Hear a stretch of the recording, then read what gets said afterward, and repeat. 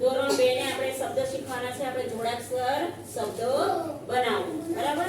તો પહેલું છે જનમ, કલપ, વનય, સુનય, બલબ, માનય, ટેમપો, જલદી. શું છે? હા, બરાબર. ચાલો બીજા. હવે જે આપણે જોડાક્ષર શબ્દ બનાવવાનો છે અત્યારે શું કહેવાય છે કે જનમ. બરાબર? તો આપણે વચ્ચેના જે શબ્દો છે એને આપણે અડધો કરી દેવાનો છે. શું કરી દેવાનો છે? અડધો. તો આપણે અડધો શબ્દ લખીએ તો જ, પછી વચ્ચેનો જે શબ્દ છે એને અડધો કરી દઈએ એટલે અડધો શબ્દ લખીએ ન. આપણે લીટો પાડવાનો નહીં. એની સાથે જોડી દેવાનો છે જન્મ નહીં, જન્મ. શું બોલાય? આને જન્મ બોલાશે. આને જન્મ બોલાય. શું બોલાય? જન્મ.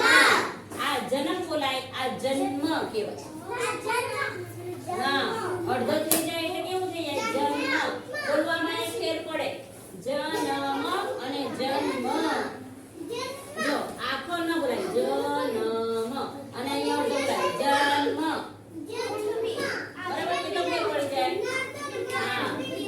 ચાલો કલપ. શું બોલ્યા? કલપ. તો આપણે લ ને અડધો કરી દઈએ. શું બોલશું? કપ નહીં, લ તો બોલવો પડે ને. હા, જોઈએ. કલપ શબ્દ બોલશું. ઉપર અહીંયા શું બોલશે? કલ્પ. કલ્પ. વનય. શું બોલશે? તો આપણે ન ને અડધો કરી દઈએ.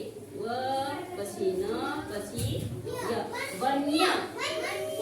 હા, જો અહીંયા બોલાય વનય, પર અહીંયા બોલાય અડધો એટલે વન્ય બોલાય. બરાબર?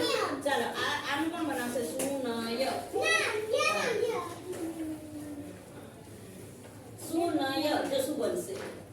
જુઓ તો. એ સમજો. જો શૂન્ય. આ મને બોલીએ તો ખબર પડે કે આ સુનય એટલે જીરો લખેલો છે એમ ખબર પડશે. હા, હવે શું બોલાય? શૂન્ય. હવે ઓળખાય?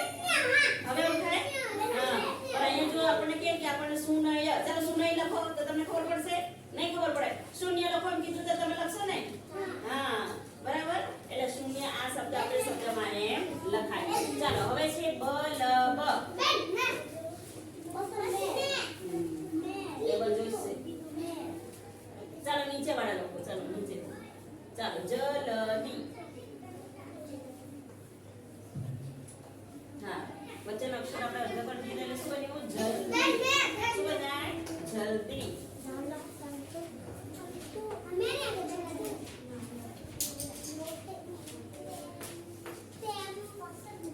ટેમ્પો. જો અહીંયા શું બોલાય? પહેલા સાંભળો. ટેમ્પો.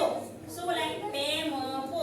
ટેમ્પો એમ કીધું તો આપણે ખબર ના પડે, પણ ટેમ્પો એમ કીધું એટલે ત્રણ પૈડા વાળો યાદ આવી જાય.